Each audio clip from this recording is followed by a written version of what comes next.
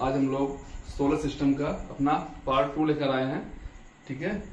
और एक चीज कि पिछले पार्ट 1 में हम लोगों ने कुछ स्किप कर दिया था, थोड़ा सा रह गया था उसका, तो वो देखो पहले ध्यान दो। हम लोगों ने लास्ट पॉइंट पढ़ा था 5 ड्वार्फ प्लैनेट, है ना।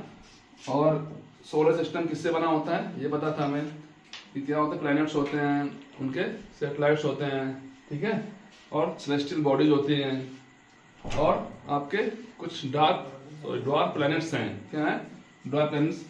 ये आपके ऐसे मतलब कभी न कभी ये प्लैनेट्स के पार्ट रहे होंगे।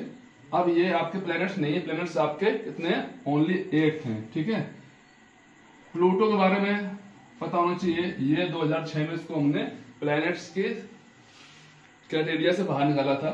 ठीक है। और ये ध्यान रखना, ये 9th नंबर का होता है। कौन सा? मतलब सोलर सिस्टम के जस्ट बाद वाला जो 9th नंबर, नेपच्यून के बाद में आता है आपका प्लूटो आता है। ठीक है। और आपका एक ये इंपॉर्टेंट है सेरेस। तो सेरेस क्या है? ये आपका ऐसा ड्वार्फ प्लैनेट है जो सोलर सिस्टम के अंदर पाया जाता है। सोलर सिस्टम के अंदर पाया जाता है। बाकी सारे प्लैनेट्स सोलर सिस्टम के बाहर एग्जिस्ट करते हैं। इकलौता ध्यान रखना, इकलौता कौन सा है? सेरेस है। ये आपका सोलर सिस्टम के अंदर पाया जाता है। कोई पूछे किनके बीच होता है तो आपको बताना है वीनस और ये होता है आपका जुपिटर बीच में। जुपिटर और वीनस के बीच में होता है, ये ध्यान रखना है आपको। ठीक है। और बाकी नाम ध्यान रखना, प्लूटो, सीरस, एरेस, मैकमैक और हामिया, ये 5 आपके क्या है? ड्वार्फ प्लैनेट्स होते हैं। अब आते हैं हम लोग नेक्स्ट जो है आपका क्या पढ़ना है? द सन। क्या पढ़ना है? सन के बारे में। तो सन के बारे में कुछ बातें हैं जो आपको पहले से ध्यान रखनी है। सन क्या है? हमारा एक ह्यूज स्टार है ना, एक बहुत विशाल स्टार है। सन का स्ट्रॉन्ग क्या होता है? ग्रेविटेशनल फील्ड होती है या ग्रेविटेशनल पुल होता है, जिसकी वजह से उसने अपने पूरे परिवार में जितने इसके ग्रह रहते हैं, अभी बताएंगे कौन कौन आते हैं, ठीक है, उन सबको एक ह्यूज फोर्स से बांध रखा है। सारे उसके चारों ओर रिवॉल्व करते हैं। अपनी फैमिली का ये मुखिया है। ठीक है। अब एक चीज और ध्यान रखना है, ये क्या है? ये आपका ultimate source of heat and energy है ना। हीट और एनर्जी का ये क्या है? अल्टीमेट सोर्स है। मतलब मान लो अगर सन अगर मान लो हीट और लाइट प्रोड्यूस करना बंद कर दे, हीट अगर प्रोड्यूस बंद कर देगा तो सारे प्लैनेट्स जम जाएंगे, और अगर लाइट बंद कर दिया पूरा अंधेरा हो जाएगा, है ना। हम लोगों ने पढ़ा था ना कि प्लैनेट्स की खुद की लाइट नहीं होती है, वो स्टार्स की लाइट से चमकते हैं। ठीक है। इस बात को ध्यान रखना है। इसके बाद जितने भी प्लैनेट्स होते हैं वो हमारे सन के चारों ओर घूमते हैं। अब यहाँ पूछा जाता है जो प्लैनेट्स जो आपके सन के चारों ओर घूमते हैं उनकी दिशा क्या होती है? तो हमारे कितने 8 प्लैनेट्स हैं। 8 में से 6 प्लैनेट्स जो हैं वो घूमते हैं ईस्ट टू वेस्ट, मतलब एंटी क्लॉकवाइज, घड़ी की विपरीत दिशा में। लेकिन यहाँ पे हमारे 2 प्लैनेट्स ऐसे भी होते हैं, मेन बात आपको यही ध्यान रखनी है जो हटके थोड़ा है। तो 2 प्लैनेट्स ऐसे भी होते हैं जो घूमते हैं क्लॉकवाइज, मतलब वेस्ट टू ईस्ट, और वो आपके 2 प्लैनेट्स हैं, अभी बताएंगे। उनका नाम है आपका Venus and Uranus. Venus and Uranus आपके ये 2 ऐसे प्लैनेट्स हैं जिनकी दिशा क्या है? अपनी फैमिली से अलग है। कैसी है? क्लॉकवाइज है। तो पूछे कहां से कहां, आप बताएंगे वेस्ट टू ईस्ट होता है। ओके। नेक्स्ट पॉइंट देखते हैं, नोट करते जाना। ठीक, ये सब लिखा है इसमें। इसके बाद gravity at the surface of sun. Sun की सरफेस पर ग्रेविटी क्या होती है? तो इस बात का विशेष ध्यान रखें आप। इस सन की सरफेस पर जो ग्रेविटी होती है क्या होती है? 28 टाइम। कितना होता है? 28 टाइम्स ऑफ अर्थ, मतलब कि पृथ्वी की ग्रेविटी का 28 गुना होता है। कितना? 28 गुना होता है। कहाँ पे? सन की सरफेस पर। हालांकि ये पॉसिबल नहीं है वहां पे आपको अपना वेट मेजर कर पाना, लेकिन कैलकुलेशंस के बेस्ट पे ये होता है। जैसे मान लो अभी आपका अर्थ पे वेट कितना है? अर्थ पे अगर आपका वेट है 50 kg, ठीक है, और सन पर आप जाएंगे और अपना वेट अगर मेजर करेंगे तो आपका वेट कुछ इस तरीके से निकल के आएगा। 5 8 जा 40, 5 2 जा 10, 140, यहाँ पे 1400 किलोग्राम। समझ रहे हो? 1400, 1400 केजी आपका वेट आएगा कहाँ पे, अर्थ की सरफेस पे, सॉरी मून की सरफेस, सन की सरफेस पे, ठीक है। मून की सरफेस पे क्या होता है, 1/6 हो जाता है, ठीक है। वो हम लोग बाद में करेंगे डिस्कस, 1/6। अब देखो इधर distance between sun and earth, तो सन और अर्थ के बीच की डिस्टेंस कितनी है वो आपको ध्यान रखनी है। वो 15 मिलियन, कितना है आपका 15 मिलियन किलोमीटर, 150 मिलियन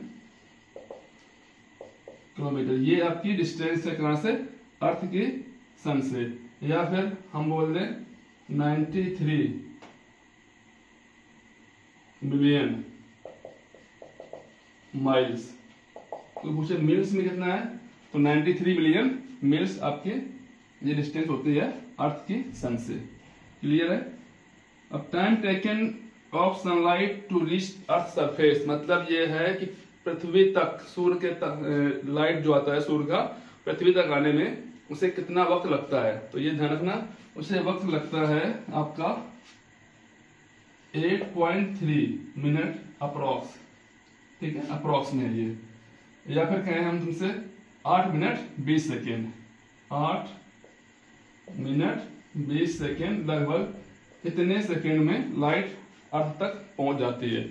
मतलब जो लाइट अभी आप देख रहे हैं वो लाइट 8 मिनट पहले वहां से निकली होगी, कहां से, सन से, ठीक है, तब आपके सरफेस तक पहुंची है वो। अब एक चीज ये आती है कि वाई सन राइट, सन से लाइट उत्पन्न कैसे होती है, सन से हीट उत्पन्न क्यों होती है, उत्पन्न कैसे होती है, तो ये ध्यान रखना। तो होता क्या है, सन आपका बना होता है हाइड्रोजन और हाइड्रोजन के दो एटम जब मिलते हैं तब ये कन्वर्ट हो जाते हैं हीलियम में। क्या होते हैं, हीलियम में। ये जब दोनों मिलते हैं तब कन्वर्ट होते हैं आपके हीलियम में। तो जब हीलियम में कन्वर्ट होते हैं तो ये हो जाते हैं स्टेबलाइज। क्या होते हैं, जब आप साइंस में पढ़ेंगे कि कोई भी रिएक्शन अगर होती है और अगर उसमें स्टेबिलिटी बढ़ रही है तो ये पक्की बात है वो क्या होता है, एनर्जी छोड़ती है, एनर्जी छोड़ेगी बाहर। और जो एनर्जी छोड़ेगी ना वो इस फॉर्म में होती है, हीट एंड लाइट फॉर्म में, ठीक है। और कुछ बातें ध्यान रखना यहाँ पे कि होता क्या है, होता है यहाँ पे न्यूक्लियर फ्यूजन।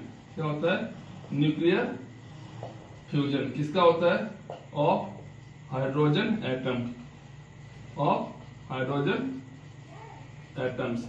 इनका क्या होता है, न्यूक्लियर क्या होता है, फ्यूजन, मतलब फ्यूज में होता है मिलना, ठीक है।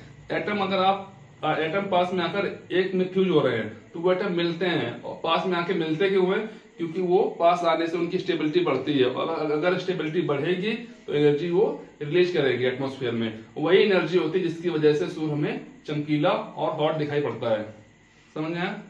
तो ऐसे कई सारे H वाले एटम मिलेंगे, क्या होंगे, फ्यूज होंगे। उनके न्यूक्लियस क्या होते हैं, उनके न्यूक्लियस आपस में फ्यूज होते हैं और बनाते हैं हीलियम। इसीलिए हम बोलते हैं सन किससे मिलकर बना होता है, हाइड्रोजन और हीलियम से, ठीक है।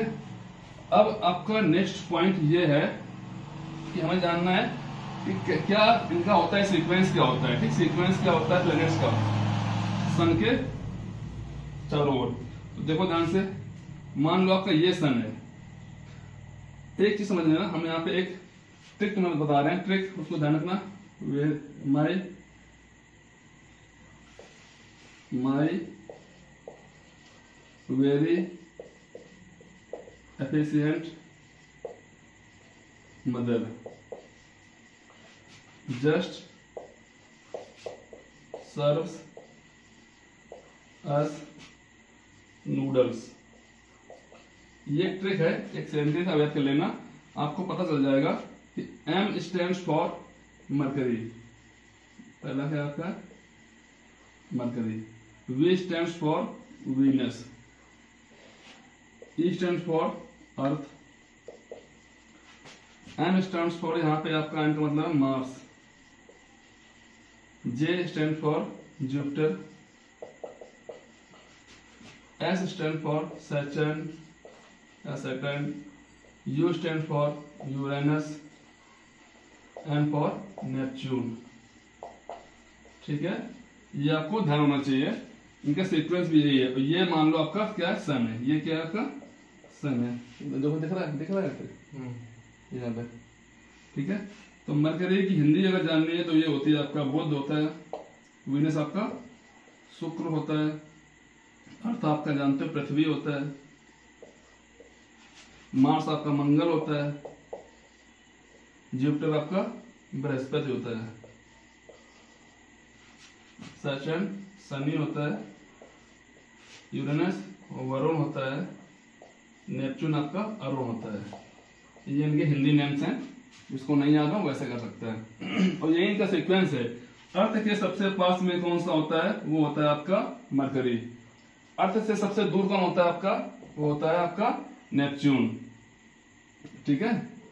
और आपको ध्यान रखना है, जो है ये था सीरियस, ये कहाँ घूमता है, ये घूमता है आपका जुपिटर और मार्स के बीच घूमता है, जुपिटर और मार्स के बीच में घूमता है। इकलौता ड्वार्फ प्लेनेट है जो इनके बीच घूमता है, ठीक है। बाकी सारे ड्वार्फ प्लेनेट सोलर सिस्टम के बाहर घूमते हैं, ठीक है। नेपच्यून के बाद आता है आपका प्लूटो 9 नंबर पे, ठीक है। और एक चीज ध्यान रखना है, सबसे बड़ा साइज में क्या होता है, सबसे बड़ा साइज हिस्सा होता है, ये होता है आपका जुपिटर का लार्जेस्ट या लॉन्गेस्ट, ठीक है। इसके बाद इससे छोटा क्या होता है आपका शनि होता है, इससे छोटा आपका यूरेनस, इससे छोटा आपका क्या होता है नेपच्यून। ये आपको ध्यान रखना है, ठीक है। इसके बाद आपका अर्थ आता है, ठीक है। और इसके बाद आपका आता है वीनस, फिर आता है आपका मंगल या मार्स, सबसे छोटा आपका होता है मरकरी, ठीक है। अब इन सब का डिटेल में हम लोग पढ़ेंगे नेक्स्ट क्लास में, एक एक को पढ़ेंगे कि इसके बारे में क्या है। सभी ग्रह को हम एक चीज एक आराम से पढ़ेंगे। आपको कुछ और एकदम छोटी सी बातें ये और ध्यान रख लेना, एक बार फिर से हम आपको दोहराएं। सोलर सिस्टम में कैसे क्या होता है वो जान लो पहले अच्छे से, कौन कहाँ होता है।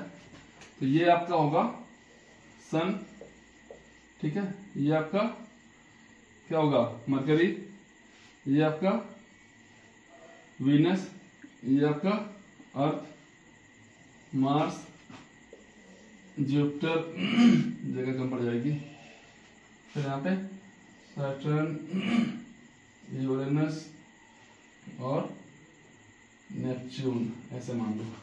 हो गए पूरे 1 2 3 4 5 6 7 8, ठीक है। ये आपका होता है मरकरी, सबसे छोटा क्या है मरकरी है। ये आपका है वीनस, ये आपका अर्थ, ये आपका क्या है मार्स, ये जुपिटर, ये आपका सैटर्न, ये आपका यूरेनस बोलते जा रहे हैं, ठीक है, समझ लेना। ये आपका नेपच्यून, ठीक है। ध्यान रखना, सबसे बड़ा साइज में क्या होता है जुपिटर। अगर पूछा जाए सबसे बड़ा कौन सा प्लेनेट है जुपिटर, तो छोटा कौन सा है मरकरी, ठीक है। इस बात को ध्यान रखना। इसके बाद सभी को हम लोग इनको डिटेल में पढ़ेंगे। ये सन है, सन से ये सब बंधे होते हैं एक बाइंडिंग फोर्स से, इसे हम लोग बोलते हैं ग्रेविटेशनल फोर्स, ठीक है। इतना सब क्लियर है, ठीक है। अगर वीडियो अच्छा लगा हो, समझ में आया हो कि हाँ यूजफुल है, तो वीडियो को लाइक सब्सक्राइब और शेयर करें, ठीक है। धन्यवाद।